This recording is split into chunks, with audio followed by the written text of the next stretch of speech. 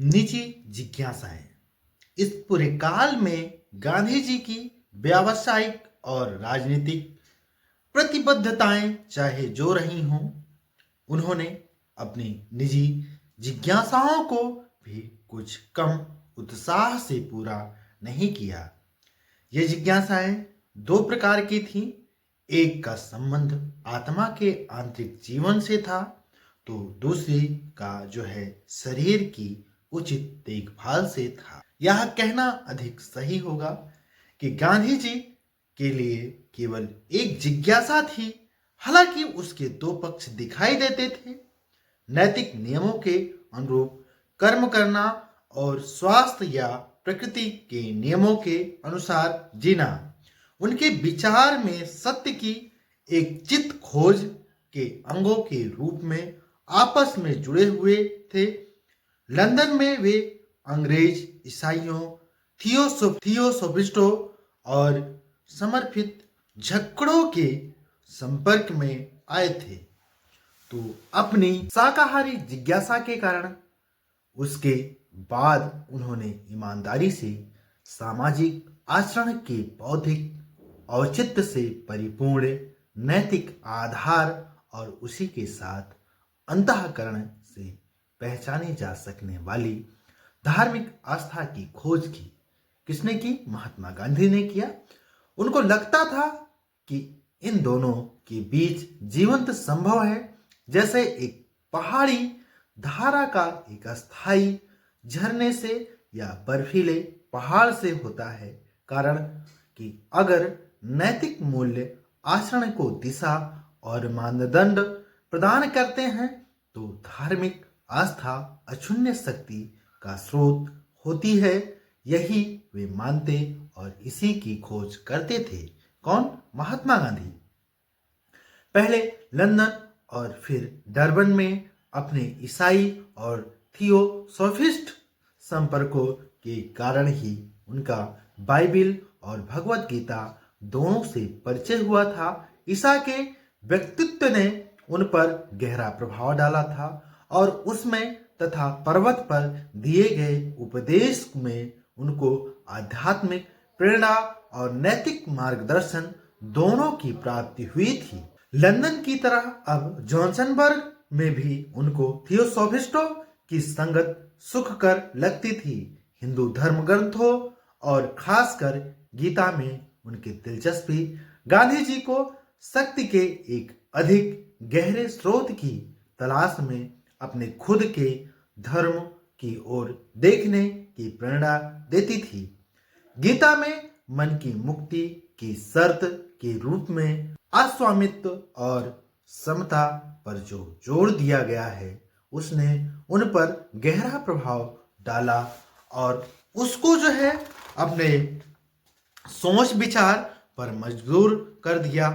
अभी हाल में जब वे बंबई में ठहरे थे, तो वे एक अमेरिकी बीमा एजेंट के चक्कर में आ गए थे कि वे 10,000 रुपए का जीवन बीमा पॉलिसी ले लें। अब उन्हें हैरानी होती थी कि क्या ऐसी सुविचारित सुरक्षा ईश्वरीय शक्ति में विश्वास से मेल भी खाती थी। दुनिया के अगिनत या अनगिनत गरीबों के परिवारों का क्या होता रहा है, मैं खुद को भी उनमें से क्यों ना गिनूं। गांधी जी ने के लिए विश्वास का मतलब कर्म था। फिर तो उन्होंने बीमा पॉलिसी को जब्त हो जाने दिया। उनके भाई उनसे इतने नाराज हुए कि उनका लगभग उन्हें त्याग ही दिया और उनसे सारी बातचीत बंद कर दी। इसमें भी शक नहीं कि उनकी पत्नी भी इसे अपने बच्चों के भविष्य के प्रति जानबूझकर की गई लापरवाही मानकर दुखी हुई होगी। लेकिन गांधी जी एक बार कोई इरादा कर लेते हैं या कर लेते थे, तो कुछ भी उसमें बाधक नहीं हो सकता था।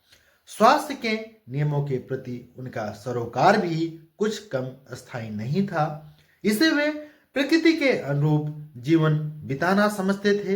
हालांकि कुछ लोग इसे सनक भी कह सकते थे और कुछ ने तो कहा भी इनमें उनका शाकाहार प्रेम, उनके भोजन संबंधी प्रयोग, कटी स्नान, कीचड़ की पुटलियों में उनकी आस्था तथा दवाओं और अन्य एलोपैथिक उपचारों के प्रति उनकी घृणा भी शामिल थी। कोहन की जलीय उपचार की पैरवी और जस्ट की प्रगति की ओर वापसी ने उन पर भारी प्रभाव डाला था। हाल में मुंबई में निवास के दौरान उन्होंने अपने पुत्र मणिलाल पर, जो टाइफाइड और निमोनिया से बुरी तरह बीमार थे, कोहन के उपचार का सफल प्रयोग किया था। बाद में अनुभवों ने उनकी आस्था की पुष्टि ही की और यह आस्था जीवन भर उनके साथ रही। यहाँ यह ध्यान देना या ध्यान रखना जरूरी है कि भारतीयता पर गांधी जी के बढ़ते गर्व के बावजूद गांधी जी के नैतिक और मानसिक दृष्टिकोण पर पड़ने वाले सबसे मूलगामी प्रभाव अधिकतर उनके पश्चिमी संपर्कों से उपजे थे। हालांकि संभव है कि ये संपर्क अपने आप में खास पाश्चात्य न रहे हों। स्वास्थ्य के नियमों और सफाई पर उनके गहरे ध्यान, उनकी भोजन संबंधी आदतों और प्रयोगों, नियमबद्धता के प्रति उनके आग्रह और हर एक वस्तु के कारण और परिणाम में उनकी अनंत जिज्ञासा, इन सब को मुश्किल से ही उनकी परंपरागत हिंदू पृष्ठभूमि की विरासत कहा जा सकता था या कहा जा सकता है। उनकी नैतिक संवेदना और धार्मिक चेतना को भी ईसा टॉलस्टॉय, रस्किन और थोरो से कम उसी सीमा तक प्रभावित माना जा सकता है जिस सीमा तक जैन धर्म और गीता से तथा उनके गुजराती जौहरी मित्र राय चंद्रभाई के खिलाफ के सिखाए हुए पाठों से आगे चलकर गांधी जी ने कटि वस्त्र धारण किया तो उनकी भारतीयता में अतिशयोक्ति का तत्व जुड़ गया जो एक प्रकार से भ्रामक था। इन प्रभावों के अलावा गांधी जी ने दक्षिण अफ्रीका में निवास के दौरान यूरोपियों से जो व्यक्तित्व मित्रता बनाई थी उसे भी वह प्यार से संजो कर रखते थे। वे अंत तक उनके वफादार दोस्त रहे। गांधी जी ने उनको प्रभावित भी किया और उनसे कुछ सीखा भी।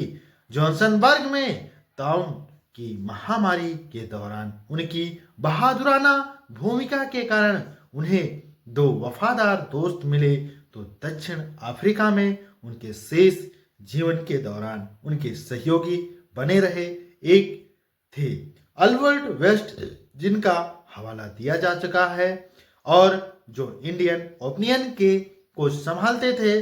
दूसरे ये एक अंग्रेज युवक हेनरी पोलक, जो तब ट्रांसवाल क्रिटिक के संपादकीय विभाग में कार्यरत थे। नगर पालिका अधिकारियों के बारे में गांधी जी की गंभीर और खुली आलोचना से पालक इतने प्रभावित हुए कि उनसे मिलने का अवसर ढूंढने लगे। पोलक खुद भी एक शाकाहारी, पक्के टॉलस्टॉयवादी और जस्ट की प्रकृति की और वापसी के गंभीर अनुयायी थे। इस कारण जब दोनों मिले तो फौरन ही एक दूसरे को विचारों से सजातीय मान बैठे। जल्द ही पोलक ने ट्रांसवाल क्रिटिक से नाता तोड़ लिया और एक प्रतिष्ठात्री क्लर्क बनकर गांधी जी के दफ्तर में आ गए।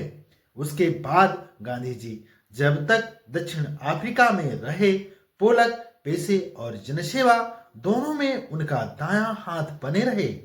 भोजन संबंधी सनक और प्रकृति चिकित्सा के प्रयोगों में भी उन्होंने गांधी जी का साथ कुछ कम नहीं दिया। प्रकृति जब पोलक को मंगेतर मिली ग्राहम इंग्लैंड से आई तो गांधी जी उनके विवाह के अवसर पर शाह वाला वेस्टमैन बने। शायद यह पहला मौका था जब एक काला आदमी यूरोपीय विवाहों के रजिस्ट्रार को बहुत कुछ उद्वेलित करता हुआ गोरों के किसी विवाह का प्रमुख साक्षी बना था। पोलक दंपति गांधी परिवार के अंतरंग भिन्न थे और उनके संस्मरण उस काल में गांधी जी के रोजमर्रा के घरेलू जीवन और व्यक्ति के रूप में स्वयं गांधी जी के बारे में हमारे पास मौजूद सबसे प्रामाणिक दस्तावेज हैं। कारण कि मिली एक गहरी नजर रखने वाली प्रेक्षिका थी और अपने खुद के विचार रखती थी। हेनरी पोलक ने ही गांधी जी का परिचय रस्किन की रचना अनटू दिस लास्ट से कराया, जिसने उन पर इस कदर गहरा प्रभाव डाला था। गांधी जी इंडियन ओपिनियन के बारे में समय पर डरबन जाते रहते थे। एक बार वे इसी तरह डरबन जा रहे थे और पोलक उन्हें विदाई देने जॉन्सनबर्ग रेलवे स्टेशन तक उनके साथ गए। स्टेशन पर उन्होंने रास्ते में पढ़ने के लिए रस्किन की किताब दी। मुझे ख्याल भी नहीं था कि इसके परिणाम कितने दूरगामी होंगे। पुस्तक खेलने के बाद गांधी जी उसे समाप्त करने से पहले बंद नहीं कर सके। उन्होंने पाया कि रस्किन की प्रस्तावना उनके लिए कुछ अत्यंत गहरे विश्वासों को व्यक्त करती थी। इतनी स्पष्टता और इतनी विविधता के साथ, जितनी स्पष्टता और विविधता के साथ वे स्वयं उनका निरूपण नहीं कर पाए थे। रस्किन का तर्क था कि किसी समुदाय की सच्ची संपत्ति उसके सभी सदस्यों के कल्याण में निहित होती है और व्यक्ति का कल्याण समष्टि के कल्याण का अंग होता है। उसी तरह आखिरी व्यक्ति तक जिस तरह तुम एक सभी कार्यों का समान महत्व होता है और हज्जाम का काम वकील के काम से कुछ कम अहम नहीं होता। यह भी कि खेत या दस्तकारी में हाथों से काम करने वाले का जीवन सबसे उपयोगी जीवन होता है। आगे चलकर जब गांधी जी ने इस पुस्तक का गुजराती अनुवाद किया तो उसका शीर्षक सर्वोदय, सबका उदय या कल्याण रखा। यह ऐसा शब्द है जो गांधी जी के सामाजिक आर्थिक सुधार संबंधी आदर्श का प्रतीक बनकर पूरे भारत में प्रचलित है। गाड़ी जब तक डरबन पहुंची, गांधी जी इन सिद्धांतों को व्यावहारिक रूप देने का निश्चय कर चुके थे। उन्होंने 100 एकड़ का एक टूटा फूटा फार्म खरीदा जिस पर एक छोटा सा तोता था और कुछ फलदायी पेड़ थे। अपने मित्र अल्बर्ट वेस्ट और कुछ सहकर्मियों की सहायता से वे एक शेड खड़ा करके इंडियन ओपिनियन का दफ्तर, प्रेस समेत उनमें ले गए और लंबी लंबी घासों वाले सांपों से भरे उस वीरान इलाके को उन्होंने एक ऐसी बस्ती का रूप दे दिया जहां सभी सहकर्मी अपने हाथों की मेहनत की खाते थे। उनमें हर एक को जमीन का एक टुकड़ा दिया गया था और 3 पाउंड का मासिक भत्ता दिया जाता था। यह बस्ती जो डरबन से 14 और फोनेक्स स्टेशन से 2.5 मील दूर थी, फोनेक्स बस्ती के नाम से मशहूर हुई। गांधी जी भले ही इस जीवन में हिस्सेदारी करना चाहते रहे हों, उनको जॉन्सनबर्ग लौटना पड़ा। वहाँ जनसेवा और कानूनी पेशे दोनों के लिए उनकी मौजूदगी जरूरी थी। भाग्य उनको किसान नहीं योद्धा बनाने का निश्चय कर रहा था। हालांकि आगे चलकर जब कभी किसी अदालत में एक मुलजिम के रूप में उनको अपना पेशा लिखवाना पड़ता था, वे खुद को किसान और बुनकर कहना पसंद करते थे। उन्हें भाग्यहीन और असहाय व्यक्तियों के एक विस्मांग समूह को